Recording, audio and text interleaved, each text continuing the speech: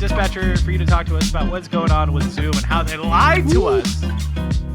Oh, they lied to a lot of people, like, companies and the FTC, and they lied in their marketing, because apparently the end-to-end encryption that they had specifically talked about putting in place, which was 256-bit end-to-end secured encryption, meaning that literally not even Zoom can see the contents of your call, was a complete lie. Dun, dun, dun. I want the Maury, turns out it was a complete fabrication. She's like, wait, You are the father. You are not the father. The father. No, well, that's not great. No, it's not. So they didn't say specifically what the level, the level of encryption was, but apparently the FTC received, the Federal Trade Commission received a complaint stating that Zoom did not meet the expectations or meet the claims that it was making on its products whenever it was selling, and its stock price had soared. Yeah, as a result of this, because everyone was using them. They were supposedly one of the only communication platforms to do end-to-end encryption like that for large-scale meetings like that, which is it's a technical marvel to try to do. So yeah. It's possible. It just takes a lot of time. It takes a lot of research and whatnot to make happen. Now, Zoom being one of the first to jump on the market with this, of course, blew up. Now, the problem is that on the other side of this, apparently the 256-bit encryption that they had talked about was not 256-bit encryption. Second, the end-to-end encryption was not true end-to-end, because apparently the security certificates that were generated for that end-to-end encryption were stored on the Chinese servers that they have. Because we haven't had lawsuits and all kinds of company or product bannings as a result of data going through U.S. Customer data going through Chinese servers or anything like that, which apparently also housed a lot of the saved content, like recorded meetings and whatnot, onto those unencrypted Chinese servers in the meantime until their encrypted cloud server transfer happened. Good God. Like, this is a giant ass fake storm. Cryptographic. You've got to be kidding me here. Whenever you make a claim to say, yeah, all right, we're going to offer probably one of the more secure platforms out here, meaning that, and one of the items referenced specifically, it had offered HIPAA compliance guidelines when it itself was not a HIPAA compliant service. So medical offices, for example, that are sharing patient data or patient information verbally over this meeting, for example, like let's say there's multiple surgeons trying to talk through a single patient, for example, over a Zoom call, which to them might make sense because, you can have live consult between each other. Well, if you're sharing that information, it's technically a HIPAA violation on behalf of that, or on the side of that. Well, and at first, on the surface, you may think that's not a big deal, but what if the CEO of Disney was the one on that table? What if everybody was like, should we be worried about what decisions are about to be made and who's going to be making them? Oh my God, is that going to change stock prices? Oh my God, is that going to change a whole lot of stuff that people didn't initially intend? But so it also reminds me, I'm sorry not to cut you off, but imagine being at a bank. Here we have all this money, and we say, we're going to protect your money. We're going to throw it in this vault. We're going to lock it up nice and tight. But in reality, you're at a strip mall, and it's behind a freaking single deadbolt door. Anybody could kick in. Now, if I remember correctly, the way around this. Oh, okay. So Zoom did not provide any kind of end-to-end encryption for Zoom meetings that were conducted outside of Zoom's connector product. Now, for companies who would have used the connector product, to be fair, a lot of larger companies probably would have had this. And the Zoom connector product that they sell is enterprise level, where you yourself, as the company, host your own Zoom servers. Gotcha. So the clients that you use, for example, connect to that connector server. So, for example, in the pre-show, we were talking about Atrium or Novant possibly, using Zoom for their meetings, from a HIPAA compliance perspective. If it's hosted on their own servers, that's entirely different. Any kind of HIPAA compliance to some extent, like if they're selling the product as, it does have end-to-end encryption between clients, irrespective of where you're hosting it with the connector product, aside from it saying, encryption is maintained between the server and the client, which is easier to implement, and I guarantee they probably already had in their product. But client to client, encryption is a little bit more difficult that way. But the connector product is probably covered here for larger businesses that would have purchased it and probably implemented it. However, companies such as the one I work for example, use Zoom for all of our meetings.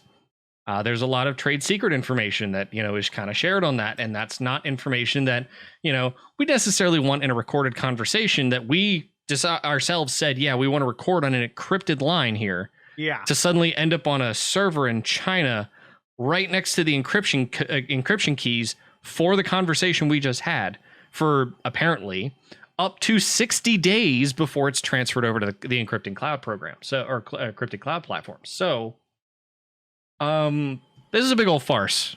Yeah. I really hope their stock price and their business valuation tanks as a result of it. This is straight up consumer and business deception.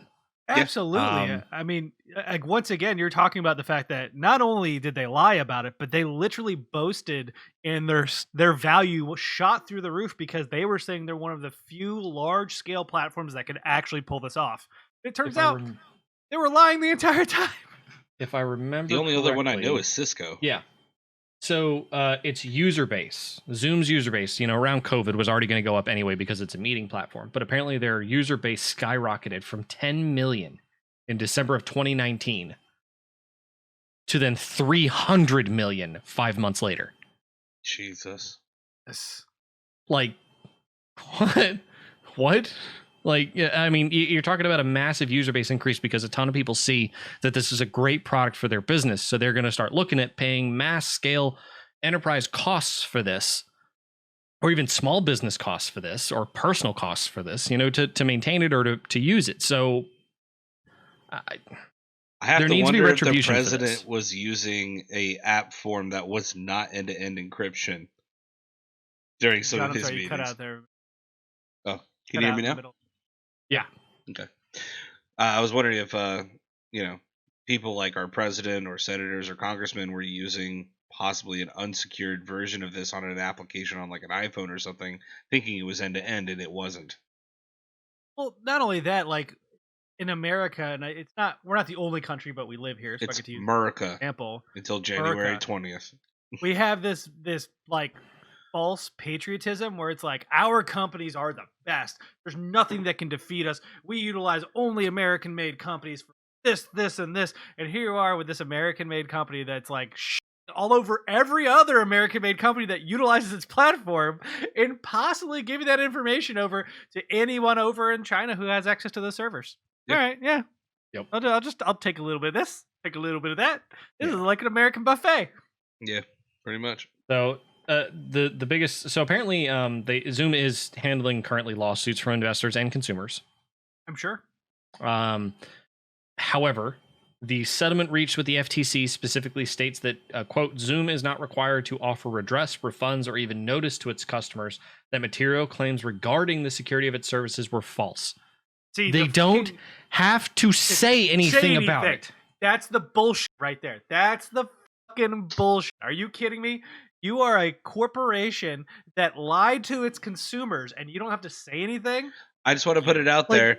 Target, Home Depot, Sony, all of them had infrastructure breaches and never said anything for months. So, but they all eventually had to come out once they did their research, right? They went in and said, here's what happened after they were done. They were required to by law. Yeah, but how many people could have saved themselves from being hurt? Who could have stopped something from happening? By the time the breach happened, you can't do anything. Like, me being an example, right? I was a PlayStation owner at that time. I had a PSN account. The breach happened, and I was not informed for a month and a half as a consumer. But in that time, they shut everything down. Like, Sony specifically shut down the PSN for that reason. Was that the first, second, third, or fourth, data breach that they had? So that was the first PlayStation-related data breach. That was the one where they found credit card data stored in a plain text file? Uh-huh, yeah. They were real smart. You can tell they're working real hard. Those potato servers really fucking. The fact they can play Resistance Fall of Man was surprising to all of us. And I'm not trying to absolve Sony. I'm saying like they did face legal action and but communicate with the consumers, tried to make it up to them. Like they at least did something. The funny part is all of this has to go through the FTC as far as the settlement's concerned. Anyway, it's a government entity, which means that most of its operations are public knowledge anyway. Yep. Like, hence how we found this out. Like, why is it that Zoom doesn't have to say anything to its customers? You just have to let the public find out by news articles, basically, that say, yeah, here's the FTC, paperwork that states specifically from a FOIA request that says, Zoom was committing, straight up fraud to the public. Like, the problem is unless this hits mainstream media, less than 1% of people are even going to know about it. Less than 1% of the 300 million users are going to know about it. Now, the funny bit here for me, or the interesting bit here for me, is that Zoom's not required to offer redress, refunds, or even notice to its customers. They don't say anything about investors. Yeah. Gotta help them. So the customers that are suing them, the FTC might be able to sway the Supreme Court to say, hey, we already told them in our own government decision here that they're not going to have to pay redress to customers. But investors can come forward and probably say, no, you guys can't lie to us and get away with that. Well, I put money into your company and you're supposed to, increase stock price as a result here. That's not how this works. The FTC doesn't, I don't believe, I might be wrong, but I don't think they have the authority to say you can't sue. That's a court's decision, not the FTC. The FTC says this is our recommendation of what we want to do, and people have the right to say, no, I don't agree with that. And the court says, yep, that's bullshit. You can do what the fuck you want. But the court could also be swayed by the idea that the FTC made that decision and say, yeah, another government entity said that they're not going to have to pay anything back, so we're not going to require it either. I'm sorry, but any judge who looks at this deal and goes, man, what did you do? Blow him? Like, I mean, that's the only thing I can come up with. Like, holy God. That's when they're the ones getting blown too, apparently. We talk about the gravy. We didn't want, dick sucking to be derogatory. People should enjoy it. I agree. But I very much agree. So here's another, I guess, feature kicker for me. Zoom Opener is a little sub feature for this anyway that was implemented in here. This is all outside of there's just all around shady shit going on here that doesn't even have to do with the end-to-end encryption here. Zoom Opener. If you guys don't know what Zoom Opener is apparently a local web server that Zoom installs onto your Mac device specifically. Windows and Linux are not quite the problem here because you can get around and open the application automatically, no problem. But what they want is one click from the web page. Yes, launch. I want to join this call and launch in Chrome and any Chrome-based browsers, including Edge now. And same thing goes for Linux devices. Firefox does the same thing where you can click don't ask me again for this and allow, where if you click the join meeting button, it will automatically launch the application, take you straight into Zoom. Yeah. Safari is a little different. They have a malware protection item so that any website that tries to launch an application always requires you to click this button that basically says, do you approve this website to launch this application on your Mac? As a strict security, design here. Well, apparently, I guess there's a loophole around that with having a local web server, where if they redirect you now I've been trying to find this, and this is just my own thought process here. If it's a local web server that they're installing, is that local web servers may not have that requirement. Okay. So if you try to forward somebody, or even open like a little frame or a hidden section of a website that opens that local website, if you have Zoom installed already and Zoom Opener being one of the other items installed, then Zoom Opener can bypass that security measure and launch the application straight up. Now that's my understanding. Okay. Like that's how my developer brain thinks about this is the idea of how you get around security loopholes like that. Is local applications and local web servers, it would make sense for them to be able to launch parts of the application directly without a security concern because it's already installed on your computer. which this is also straight up deception because they don't tell you that they're installing Zoom Opener. It's just a bunch of people started going, what is this? Why do I have something running on, Zoom what is it? Opener. Specifically, it was like port 9,480 or 9,421. Like, why do I have something listening on this on an application called Zoom Opener from a directory in my home directory under .zoom.us? But when you install Zoom on Mac, it then creates a separate web server locally on your machine. They use that in order to forward basically. That is like that's my understanding. But yeah, the idea is that the Zoom Opener is a security bypass around Safari's default. Do you want to launch this application? Reason for that. There's Okay. a reason why they're using. They wanted a seamless integration, so they did it. It's just fraud. End-to-end encryption. I wanted end-to-end encryption. That's what I wanted. Like even with end-to-end encryption, this is just all around shady. Like between the two of them, straight up. Oh yeah. So the consequences of this, I'm assuming someone can basically hijack it and turn it on whenever they want to. So it's not even that. Like people haven't even talked about third party in this at all. More of first party issues. First off, in Macs, short of you having an uninstall package that you have to execute to uninstall a program, which some applications do, like Adobe software and some more advanced stuff. Most applications, whenever you want to uninstall them on a Mac, you literally go to your applications folder and you highlight the icon for it and you delete it and it uninstalls. And that's it. Like, that's all you have to do. Like, Windows feels so much more official of, let me uninstall this program and it deletes everything from program files and it's gone. Mac is designed to be more simple. The problem with just deleting the application is that doesn't delete Zoom Opener. Correct. It still sits and executes from your user's directory even after you've removed Zoom from the device. You would think that they would get rid of the evidence, quote unquote. Because a lot of people were like, what is Zoom Opener? Why do I still have this program running on my computer? And this is on Zoom's own forums, by the way. So somebody responded there with a link to a Reddit post or a blog post somewhere that said, hey, run this command in here. And if you see something listening on this port, Zoom Opener is still running on your background. Kill it and then delete the entire Zoom folder from your home directory. Oh my God. This is just some shady shit. Like, Zoom needs to pay massive retributions for this because there are HIPAA violations that are possible here. There's trade secret information that could be stored elsewhere and possibly leaked. And it just opens up a shit ton of questions about how is my data being handled here? Oh, 100%. 100%. Well, not only in that same line, like, how are you handling my security?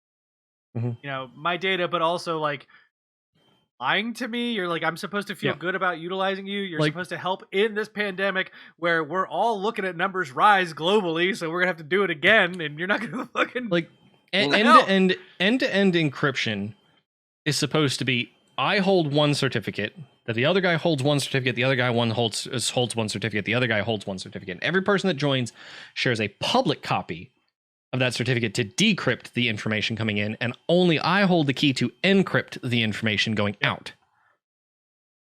But you're telling me that those keys are now stored on a Chinese server somewhere? Yeah. Are they going to be able to tell if anybody else accessed that information? Get out of here. What?